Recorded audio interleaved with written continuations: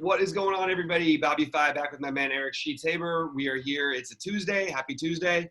And we've got another day of NBA playoff basketball. I actually made some money on day one. And Sheets, I don't know about you, but I think that was a pretty damn fun, some pretty good basketball. What do you think? I'll tell you, man, I was going to comment, if every game was like that freaking Utah game, yeah. I mean, that's what basketball is all about, man. I mean, everybody's stepping up to the playoffs, best players playing well, close games, and I didn't get to see the last game of the day, but I don't even forget. I don't remember what it was. But it was a great one, actually. It was except for the absolutely atrocious and disgusting, almost made me like throw my hands up and not want to watch basketball. I just thought it was an absolutely awful ejection, and I think who got ejected? Porzingis. That's what I was saying. Oh, okay. And he was on pace to probably get 55 or 65, somewhere in that range. He was crushing Luka as usual. Or not crushing, he was ahead of Luka, but he got a second tee because literally Luka got into an argument with somebody and he just walked over and sort of like got in between, and they gave him a second tee and threw him out of the game. This is playoff time. This is times where these guys play their whole lives for this. They're all stuck in that situation. To do something like that is disgusting. I don't care if people say it should be the same as the regular season. Even if it was, that still should never have been an ejection.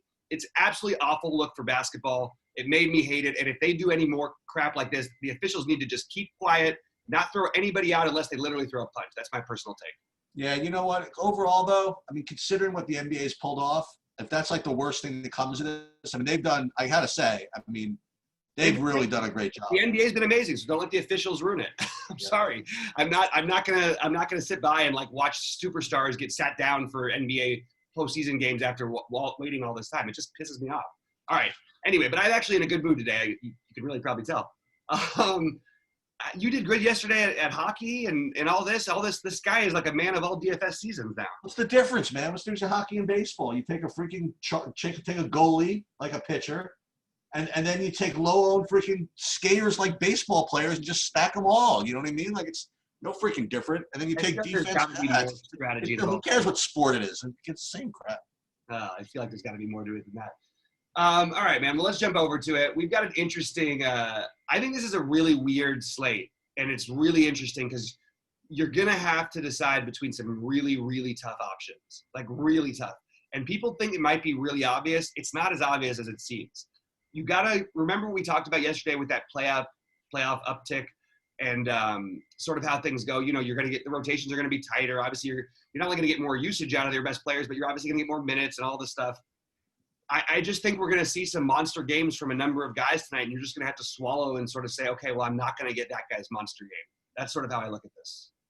Yeah, so, I mean, we can go game by game, but to me, I mean, if you can get – I'd love to be able to get Harden and Giannis somehow. I don't know if I can do it, but I mean, that's going to bring us right to our first game because that's a big thing. You can do it on FanDuel, but even that, it's not like it used to be where it's like you can play exactly who you want and get Giannis and Harden. So, which I like, actually. I like that it's a little bit tough. So let's talk about it. I mean, Giannis, it's almost like the pricing forgot that he's like the most dominant player in basketball. But because you have two guys, well, one especially, but two guys in such an extreme circumstance, it's hard to play him, which is bizarre because if you ask me if he's going to get 60 tonight, I would say yes. What do you mean by two guys in extreme circumstances? You talking about Harden and who else? Dame. Now don't get me wrong. I prefer Giannis to Dame on this slate at these prices, but you could make an argument that Dame is in more of that desperation. Could be in a desperation mode. I mean, the truth is this game might be over in a half. But actually, in all fairness, though, Toronto's game was all over in a half yesterday until somehow Brooklyn came back from down 35 and made it a game. So I don't know. Again, an interesting theme to talk about with these basketball things, talk about from narratives and whatever it is. What's easier what's easier to do if you need to get into playoff freaking mode? Would you rather be someone like Dame who's been in playoff mode for the last 10 days or someone like Giannis or LeBron, for example, right? Or Kawhi, who haven't had to turn it up yet, but maybe have been able to manage their bodies a little bit more. Do you think they have the better ability to turn up that heat than someone like Dame who's been able to turn up that heat for the last 10 days? Yeah, the strangest part about this whole conversation, and it's an important one for those people out there, the strangest part about all of that is that Dame actually has the most pieces around him. You know what I mean? Who could actually do damage that he wouldn't need to put up 100 fantasy points. Now Giannis doesn't need to because he's got plenty of pieces around him, but I mean, Dame just has he's got, you know, it could be a Nurkic game. It could be a McCollum game. Carmelo can get hot. Like there's enough else around him. Whereas like if Giannis goes out there, he's going to be just the focal point of the offense absolutely all the time. Yeah. Dame doesn't necessarily have to be, which is actually interesting. I'm making a counter Dame from what we said before. And then you've got and we talk about LeBron, but I mean, at the same time, this matchup just screams Anthony Davis and LeBron too, to me, honestly. So it's really tricky. I think that the simple thing to do is just say, okay, we have to play harder, right? I don't really think it's optimal to not have Harden like 75% of your lineups. I really don't know how you're. I can't dispute that. I mean, maybe we'll keep in mind by the end of the show. I just can't see how he's not so far better than all these guys. But maybe just as the fade, you know, to get leverage on the field. The problem is like, I don't know. You might just be completely dead. We'll see. Let's talk about it. So on the Orlando side, before we get over to Giannis, let's you know, are we doing anything here? This is a weird spot. I like some pieces. Absolutely. I mean, I think so because, I mean, if you want to make that work, I mean, don't you kind of really have to look at Fultz and Fournier as kind of cheaper value pieces to make your lineups work, or not really? Yeah, I'm going to go on there. I actually think Fournier has a better game more often, but I think the better play is Terrence Ross over Fournier. I think the upside, that's interesting. The upside is just much, much higher. We do have Gordon back now, but we still don't have. They're still missing the other rotation. I can't remember what it was. But I think Terrence Ross, you know, is going to probably play close to 30 minutes, and I think you're going to see him. I get the feeling you're going to see him trying to shoot, and that's how you beat Milwaukee is you try and shoot from the outside. So Terrence Ross is the one who's, you know, sort of stood out a little bit to me, and I actually like Fultz and Augustine better than I do the other guys. I wanted to play Fournier initially, and I just see this story so many times with him, man. When in 25 fantasy, 30 fantasy points, all that stuff. Can't we just play Fultz and Augustine and save a little bit of money, or Fultz or Augustine? I'm not against it. I'm interested in the Terrence Ross angle. You know, you forget about the stuff after not having been around for 3 months with basketball. Is that Milwaukee gives up a lot of threes. You know, so I mean, if that's the case, I mean, I think that Ross is going to be a better play than Fultz, right? I mean, just in a very simplistic way of looking at it. Well, I mean, it also, I mean, actually, the truth is I would prefer Fultz over raw points because I think the upside for him is pretty high. Okay. But I do think that Terrence Ross is the better play because for one giant reason, if you play on DraftKings, you try to build lineups, you're going to start realizing really quickly you cannot play guards you cannot play guard/forwards in guard spots hardly at all. There's too many good guards there's too many guards out there you need to get in. So you're going to want to use those small forward spots, and that's where Terrence Ross comes in for me a little bit. Well, speaking of which, wait a minute. Speaking of small forward spots, Chris Middleton's a small forward. Yep. I didn't even realize he was a small forward. So how does your build go though if you play Middleton? Like that's the part that you have to. That's tough. I know it's tough. So I play Middleton or do I play Jimmy Butler? I play Jimmy Butler. You know. Yeah. Okay. So first of all, let's talk about. Well, do you like Vooch at all? I happen to like Vooch. I feel like I'm supposed to, and on FanDuel I get it. I don't find myself having any interest in Vooch on DraftKings. Okay. I mean, sure, centers against Milwaukee, fine and good. I actually prefer the center on the other side much more. We'll get into that one in a minute. That's one of my best plays of the day, and we'll see if it works out. Yeah, for me, it's mostly on this side. It's pretty simple. It's Fultz, Ross, followed by Fournier and Augustine mostly. I mean, Vooch might end up in a lineup or two. I do think there's an argument for James Ennis here. We've seen James Ennis sort of be active and do some good things, especially since he's been over there, and he played pretty well in the bubble. I think he was basically over 20 fantasy points every night. So at 3.4, you know, I got to say, I think I might prefer Danny Green for once to some of these guys because this is the time when you do play Danny Green. But James Ennis is one of those 3,400 forward eligible guys that's definitely on my list. Yeah, I think I like another center just as much as better than Vooch. We'll get to.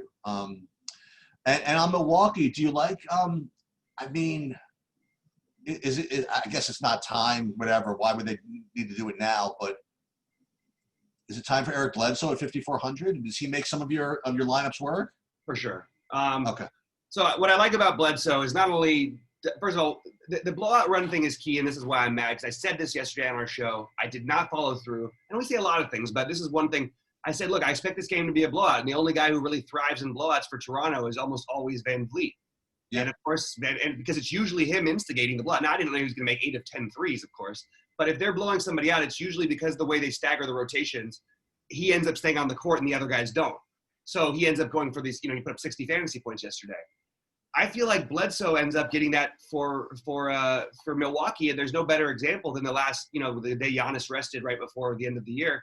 The game was pretty much at hand against Toronto, and they were actually getting killed. But they left Bledsoe in there. They brought him back in with 5 minutes to go down by like 25, and he plays those minutes. I think that if this game is a blowout, and even if it isn't, at 5,400, he's got to be pretty high on your list, right? Like, the problem is where you rate him against other point guards and shooting guard. It's a really tough thing because we have Harden basically plugged in. I'm going to get to some other guys. I already mentioned Fultz and Augustine, who you can use as value savers. And so is Bledsoe going to be able? And the thing is, you're going to realize even more. You need shooting guard eligibility too, because most of these guys are just point guard eligible, and I like a lot of them today. So it's going to be really, really hard to get to in certain aspects. But I do think as a raw points play, absolutely a great play. The guy who I didn't initially love as much, but then when I looked at who I needed to fit in, I really like Brook Lopez today. I really, really do. I think bringing Vooch away from the basket is something that's always given him trouble. While they've done a really good job against the center position this year, Milwaukee actually doesn't matter because they don't play a traditional center style. You've got Brook Lopez shooting from the outside. I know this stuff doesn't matter to most people, and they don't like narratives and all that stuff. Brook Lopez lives next door to the facility. Now, I know he's not allowed to live at his house. I do think comfort and home and stuff like that. And by the way, sort of the sleeper guy who was maybe one of the top 15 players in the bubble. He was incredible in the bubble this year. I'm just going to keep riding the Lopez. They relied on him. They didn't really need any of those games, but they relied on him in a lot of those games. His minutes, seeing him play 30 minutes feels really, really encouraging. If he plays 30 minutes at 4,700 against a guy that's not going to come out on you with his shooting ability, sign me up, man. I don't love center position that much anyway. 4.7 seems like a reasonable price. I think we could be looking at 35 fantasy points plus from Lopez tonight.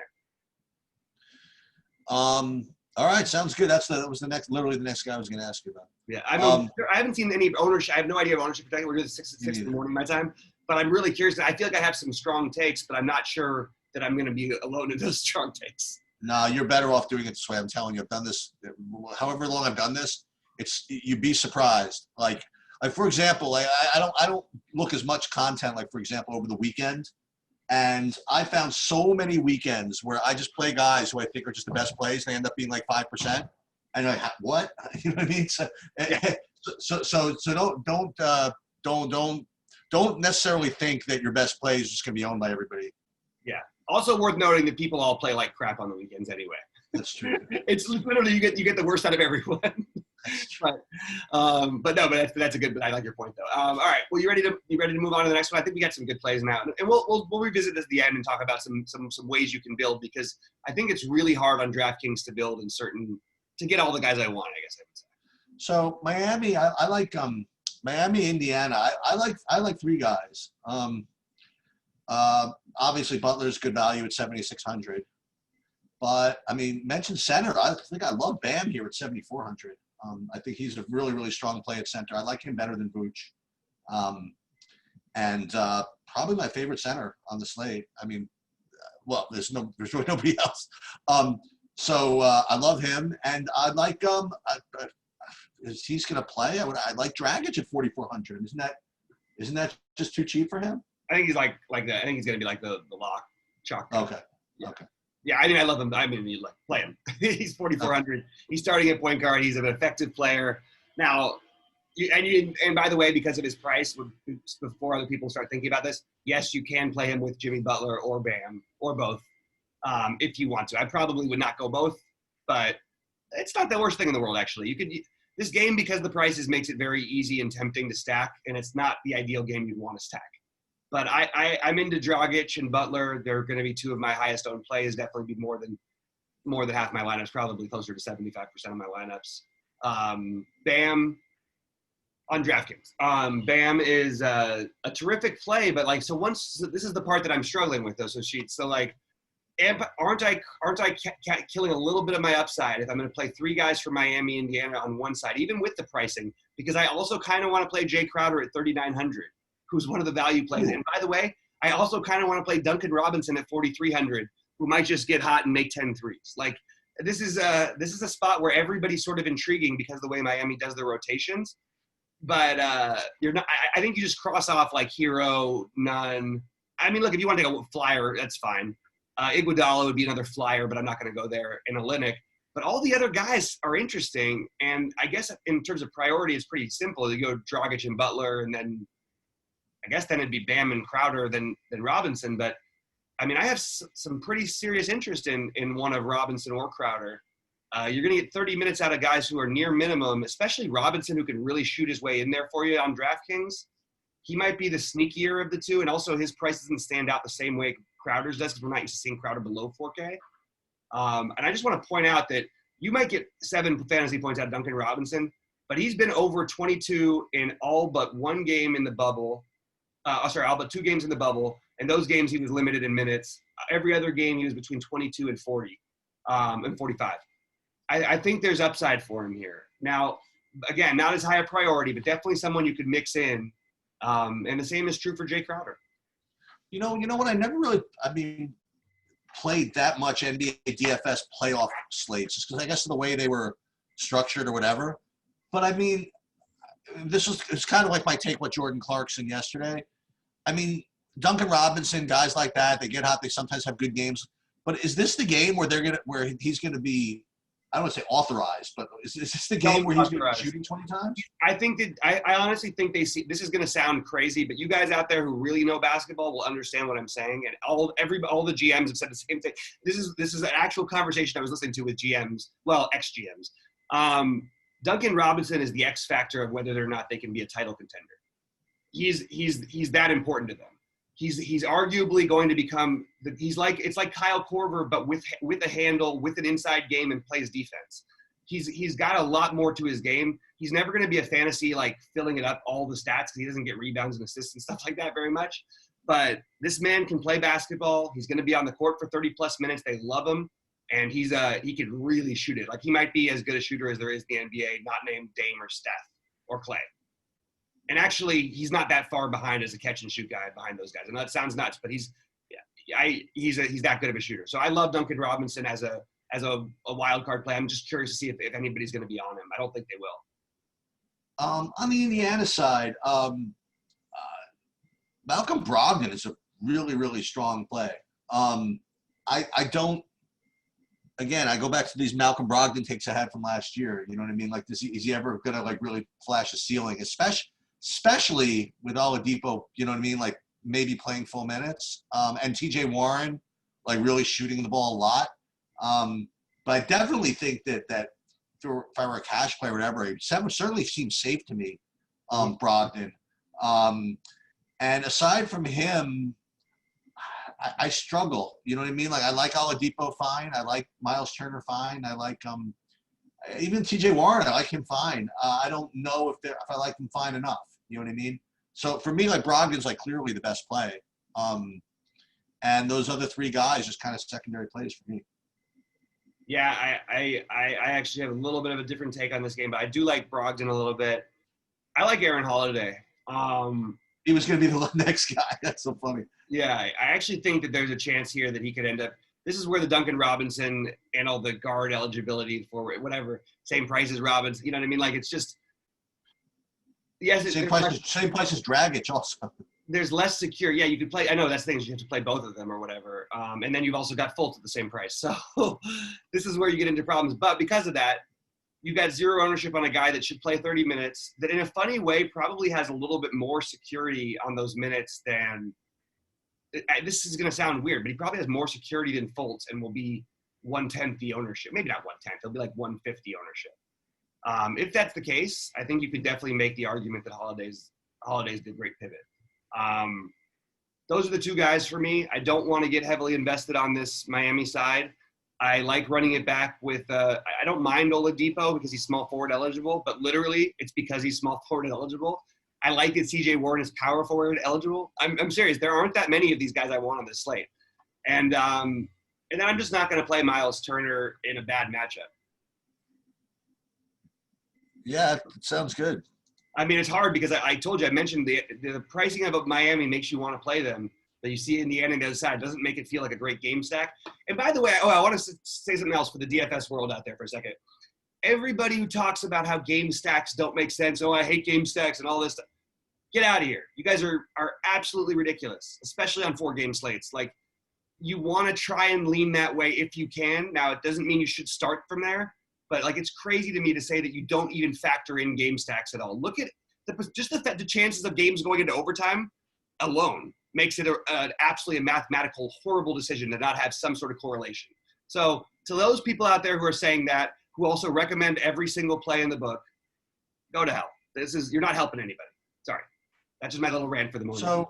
So again, I don't know how many of you guys were here when we were doing NBA like all last year, but this is something that I really, that I talk about a lot, in that there's a certain, unsureness among the DFS community about whether how much players correlate and how much game stacks matter. Everybody knows baseball got a stack. Everybody knows that, that golf, nobody cares. You know what I mean? Everybody knows that football is kind of, between the quarterbacks and receivers fine, and maybe a little bit between running backs and defense and things like that.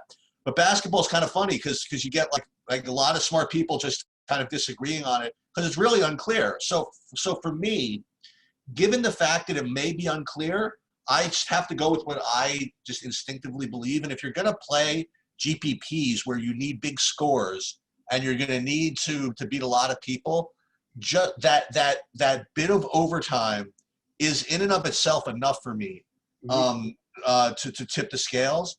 And again, if I'm not exactly sure how much correlation matters, I'm going to err on the side that makes the most sense to me, right? And I agree with you. But there also are incredible numbers that actually do suggest in basketball about how much correlation matters. I mean, it's crazy to me to think it's just practically a logical thing. It makes perfect sense. If you're going to be in a tight game, not even at overtime, forget overtime for a second, just in a tight game down the stretch, especially an important one like a playoff game, the best players are going to have the ball in their hands. If the game is close, it's going to be very different than if the game's a 10 or 15 point game where you might be giving, McCollum some shots or That's correct. 1 point game. You know what I'm saying? It's a very different thing. So anyway, rant over. I agree. Let's talk OKC, and this is going to be a fun game. What a fun series, by the way. And I've got some very strong takes on this one, so we'll see where you stand. Oh, that's good because I got like nothing. So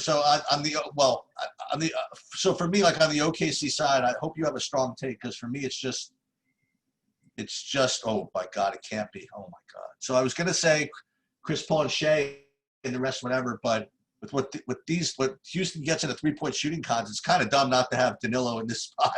So I'm gonna go against my normal anti-Danilo takes and throw him out there because I wish there was another guy in Oklahoma City that bombed a lot of threes that I could play, but there really isn't.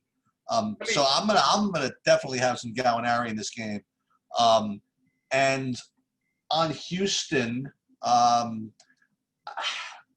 to me that's not that fancy. I mean, for me, it would just be Harden and Covington. So let me. What do you think? I mean, you have some strong takes. I'd love to hear them. Well, I'll start with the former Los Angeles Clippers, now called the Oklahoma City Thunder, because this is exactly like the Clippers playoff team. I remember talking about them on a slate last year, and it's like the same exact players.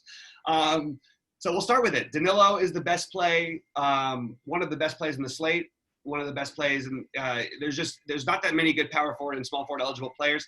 Danilo Gallinari's best team of his career that he's played against has been Houston. Over the past 2 seasons against Houston, and when they've gone more to this, and including this year too, this year he averaged 42 fantasy points a game against this team.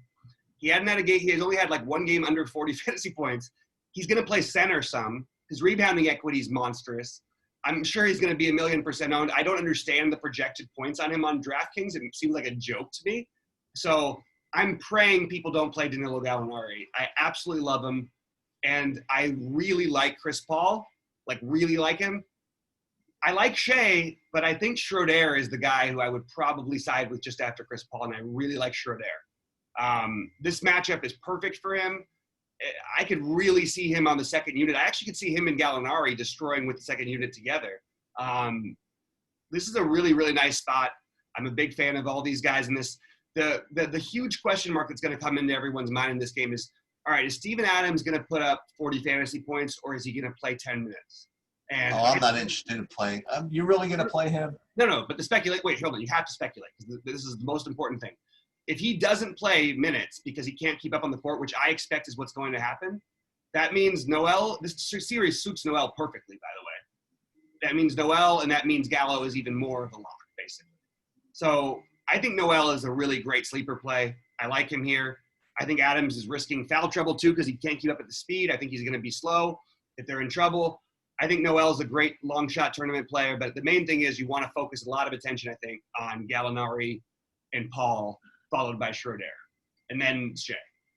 I think you got to realize these are ceiling environments. Like, there could be all of those guys, like Danilo, Chris Paul, and Schroeder, could all get over 40 today and make you really happy for those prices. You're not going to be able to play Giannis. Can't play Giannis then. Yep. No. I mean, honestly, I hate to say this. I feel sick about it. I don't know how to change it, but I don't think I'm going to end up playing much Giannis today on DraftKings. Okay. Houston side, what are we doing? I said just Harden and Covington, so I don't know. Okay. Oh, sorry, Covington, top play, another one of the top guys on the slate. You want to play him and Gallinari, preferably as your power forwards, one of the two or both. And then in small forward, Gallinari on FanDuel. We'll talk about FanDuel at the end, but you just got to play him over there, I think. I love Eric Gordon on FanDuel. I can't get to it on DraftKings, but I think that Eric Gordon is going to play minutes tonight. I think you're going to see Eric Gordon out there for 30 minutes, and I think you're going to see him chucking at at a small forward spot at 4 point. I think he's 4.3 on FanDuel. I think he's a steal. So I love Eric Gordon over there. I love Harden and I love Covington, but I think that the sneaky one, because again, I don't like center today, is going to be PJ Tucker. And you're going to get every minute till he fouls out of the game from him. There's always a potential for a double-double. He's been really, really bad in the bubble. He actually hasn't been playing his normal 45 minutes a game either. Actually, even with his bad, like, you're still getting a guy who's 5Xing at a cheap price if you want to get other guys in. So he's your spend down. I actually don't even mind using him on FanDuel as a complete pivot way off the board. It's hard to get way off the board on a 4-game slate. So if you can get a 1% guy who might put up 30 fantasy points at like 3,900 on FanDuel, I think I'll do it. Okay. Next one. Sure. So Portland against LA. All right. Let me do. I was gonna say let me do Portland first. Okay. Yeah. So I'm just gonna tell you that I am gonna play a little bit of lower. I just am. Sure. I don't know what else to say. Harden is 100% the better play, but I don't care. I'm gonna play lower, and I owe it to Jack. I owe it to you. I owe it to everybody. I'm just gonna do it. I'm just gonna play a little bit of it. And I have no idea how he's gonna outscore Harden in a million years. But if God forbid people choose between Harden and Giannis and somehow on a 4-game slate, Dame, because of his price, goes like 8% owned and he breaks the slate, I'm never going to forgive myself. So I am definitely going to play some of him. Aside from that, I like Nurkic, and they're different positions, right? But I do like Nurkic as a value better than CJ McCollum. Mm-hmm. I don't like Carmelo. I don't like him at all today. So for me, if I was going to pick some from Portland, it would try to make Dame. I guess it'd be smart to play Dame with an LA guy. I guess if I could. Oh, that's really hard. Well, you could play a guy who will play minutes in a close game like Danny Green. Right, or Kuzma or something like that. Yeah, but I would actually think that, while I would expect Kuzma to be on the court in a tight game, at first I wouldn't pay $6,400 for Kuzma. Right. But okay. I would much rather play Carmelo than Kuzma. But you can't go lower than one of the studs. So I think we'll get to Danny Green on his side. I think his minutes projections everywhere are seriously off, in my opinion. Well, and okay, so just to finish up, so I do like Nurkic. I don't like Carmelo at all.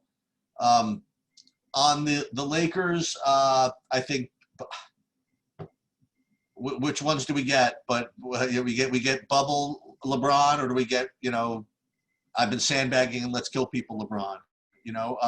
I do think they both are really, really good plays, and I think that the same logic goes with Dame. It's a little different. Dame's a little overpriced, but if somehow James or Davis goes up lower owned because people are just insisting on choosing between Harden and Giannis or whatever, I'm gonna wish I had them. So I guess in and of them, and it's hard to say this, but like in and of themselves, they both look like really, really good plays. They're both gonna play 1 billion minutes, and they're both gonna have a chance to really just rack up huge fantasy points. And who knows what happens in that Houston game? Who knows what happens? Maybe the Milwaukee game's over at the halftime. Maybe the Houston game's over at halftime. Who the hell knows? Actually, I doubt it with Westbrook out. So I mean, it's this is weird. Like in and of themselves, they both like really, really strong plays, but just Harden is just better. But how much better? I don't know. I mean, what do you think? A lot. Okay. Astronomically. Okay. I don't think that Harden's even in. Look, can Lillard outscore him 1 out of maybe? In this exact spot, I would say it's about 10 to 1. Okay. I really think it's that far. But okay. I think with Giannis, it's only like 4 or 5 to 1. Maybe 5 to 1. That's the thing that's crazy to me. But I kind of get the argument for Lillard better. You know what I mean? Because Lillard, because of how much money he's made me and all the things and everything, I'm sure I'll throw him into a lineup. By the way, it will be with Harden. It will not be without Harden. I'm not going to play him alone. I just think I'm giving up. Like, if I can get both those guys, and they. I would think the opposite. So I would think that you'd be playing for Harden and not do well, and you want to play Lillard with LeBron or something. If I'm playing for Harden not to do well, I'm playing Giannis, and I'm going the middle ground. Oh, okay, interesting. Giannis is just a much better play than these other guys. I mean, look, Giannis is going to put up. There's almost no path that Giannis doesn't put up 50 fantasy points tonight, and there's an extremely possible path that Damian Lillard doesn't. Now, it's not saying it's likely, but it's very possible because somebody else could do the job. This is a tough team. This is a bad matchup for them from a DFS perspective. Their pricing is absolutely through the roof for everybody on Portland. To be honest, like the guy you look at it who makes the most sense just from a minute standpoint, it almost becomes like Gary Trent. And actually, that's a better play on FanDuel where he's cheap. And he is a guy I'll be using over there. When you're 4,500 over there, and you're going to play 36 minutes against a team that's going to be likely trapping Lillard because they don't have the guards to deal with him and trying to keep the other guys on McCollum, you'd imagine Gary Trent and Carmelo would sort of reap the benefits. So I actually think that Carmelo is in play just because of the circumstance. And by the way, you can look it up, all the things. He's always played his best basketball against LeBron James. Always. He's not the same Carmelo. LeBron James is now significantly better, even whereas at one point maybe he was only a little better a long time ago. But still, it's just enough for me to like have a little bit of interest in Carmelo, especially on FanDuel. I think he's just because you need the forward spots, and I mentioned a couple of guys I like it better over here, and he's going to play so many minutes, and the shots should be there. So I just feel like that's the argument. I'm not in love with any of it. I don't really like any of it, to be honest with you. I like Nurkic on FanDuel. I like him a little bit on DraftKings. But everybody's talking about it. I listen to other shows. They're like, oh, yeah, Nurkic is a smash play for him. The Lakers can't defend bigs. I'm like, the Lakers have been the best team in the NBA at defending bigs. I don't really know what they're talking about. So I don't see it as an advantageous thing for anybody from Portland. And I see the prices being a little bit higher than I want to pay on DraftKings. That's where I stand. And it's going to – this game, fading the last game on a 4-game slate feels bad. But that might be a little bit the route that I take. I do think that Anthony Davis is sort of popping up a little bit more for me than LeBron is. But – they're right there. Like I could easily see LeBron smash it. This is a fantastic matchup for the Laker guys. It's just a matter of how do I play Anthony Davis over Giannis unless you tell me for sure that they're up by 30 at the end of 2 quarters or something, or 1 quarter. How do I play LeBron over Giannis? How do I do that? Like, so to me, like I end up focusing on, wanting to get exposure, and Caruso's too. Well, how do you play Giannis for that matter? I can't. Well, the problem is I'm not going into playing Giannis with my lineups. But, yeah, I can't even. I mean, make good players. I mean, you can't, like, if you play Harden and Giannis, you got a problem, right? Well, what you do here is then you drop Covington down to Green. But look, I mean, Covington might score 50 points tonight. You know what I mean? Like, he's still such a good play that I don't really want to get rid of him either. You know, that's what I feel about everybody as I go through it. I guess Gallinari is the one. He's a little more expensive here on DraftKings, so you can make the argument for fading him over here. So yeah, you got Fultz there, and then yeah, you could do it. I just don't know that I'm going to. I might because I just believe Giannis is like a walking 50 to 75. Like, I don't know. Like, what are we doing when we don't just play that? Maybe I have to, man. Yeah, maybe this looks pretty good, by the way. I hate play. I hate. Yeah, you can't do this. Blowout risk or whatever, but you can't do it. No. Sheets, are you there? I don't know. Maybe I can get rid of Giannis. I don't think you I'm can here. Because I don't think you can play and expect to get ceilings from all three of those Milwaukee guys with nobody running back. Like, it just seems like somebody would have to shoot them in the game to keep them there. You know what I mean? That's the only thing I was saying. Like, it would work if you switched maybe like a Gallinari to Terrence Ross, and then you played a medium price guy at forward or something like that. But yeah, you can do it. I mean, anyway, that's that stuff real quick. Do you want to talk about real quick ownership, for like how much? What do I have the most ownership? Well, no. What I'd rather do, I think, is just go to FanDuel for a minute. Let's go to FanDuel. Okay, do you have it up? Bring it up. What's that? Hold on 1 second. Wait, what happened here? Well. By the way, Bledsoe is in my initial like FanDuel builds as my point guard. Okay, so let's fire up a lineup here, and then what we'll do is we'll go position by position. You want to do it one where we each pick a guy? Yeah, that's fine. It's kind of fun. But let's see if we could build let's see if we could build a lineup position by position while this is loading. Okay. Oh no, we can do it right now. It's just FanDuel's always just been a little. It's been a little funky recently. Did we get paid? We got paid, right? Yeah. We pre-rolled that thing, right? Okay. Yeah. So let's do point guard first, and it's funny because FanDuel becomes, you know, you're gonna want to play people at some of these positions that you just can't. Point guard. I mean, at 10-1, I could try Lillard, but I think that other players at other positions are more of a priority, I guess. Well, I mean, if you're going to play him, though, he's obviously a better play over here than he is on DraftKings, like by like 5,000 times. Yeah. So let's see what happens. So how about this? We'll start with the positions. I'll play a bigger, a more solid, higher price guy. And you'll play like a lower price guy. Then we'll switch positions. So I'll start with point guard. I'll try Lillard at the paying up because I think he is a good price. Okay, let's see. Let me see what I have in my lineups real quick. So my wild card one would be Aaron Holiday, but I'm just going to say Eric Bledsoe. Okay. Actually, you know what? F it. I think I would just say Aaron Holiday. I really like that today. I mean, he's only 4,100. I mean, yeah. Yeah, I like him and Fultz here, and Bledsoe also. I don't think I can do the 5,500 for Fultz. No. It's just because, like, for all I know, that's partly why I like DJ Augustine. I don't know that I have no reason to think that Fultz is going to be closing games. He didn't get the start the last game before the break. Okay. DJ Augustine is very possibly going to get more minutes. Okay, so you can go. You go shooting guard. Shooting guard. I'm going to start with. Let's see who's my top guy. Obviously, Harden. Okay, fine. So my I guess cheaper guy. Well, first of all, Butler's pretty strong value here. Yeah, he's another guy. I don't know if we're gonna get to him, but I'll go with the guy that you mentioned in passing, who might fly a little under the radar. Is Dennis Schroeder. Yeah, I actually love him I love him over here. He's another guy. If I was going to get somebody else other than Butler, that's the guy I would be going for. I really, really love him here. Okay. And by the way, Middleton and McCollum are both extremely reasonable over here. I just want to point out that CJ McCollum, by the way, has like a broken back. Like he can't move right, and it's been going on for a little while. So just be a little bit roster him with a little bit of caution. Who do you like more at the same price, Middleton or Shea? I guess that I would actually treat that one. I think Middleton's the better play, but I would treat that one a little bit more like as if I was trying to, if I was playing more Houston guys, which I would be, I probably would play more Shea just because you're more likely the game's going to stay close. You get the correlation that we were talking about earlier. You know what I mean? You want to have the guys in the court. I'm not that into Shea tonight, personally.